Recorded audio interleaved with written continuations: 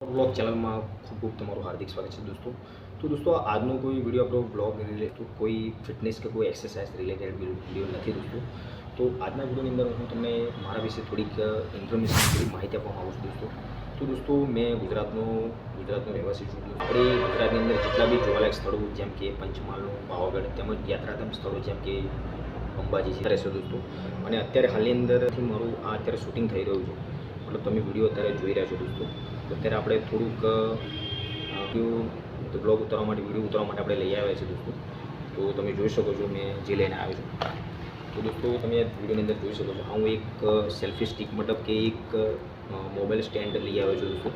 અને તમે જોઈ શકો છો તો આનો વધારે પ્રાઇસ નથી दोस्तों। મને એમેઝોન ફ્લિપકાર્ટ પર મને दोस्तों 400-450 રૂપિયામાં મને મળી ગયું છે दोस्तों।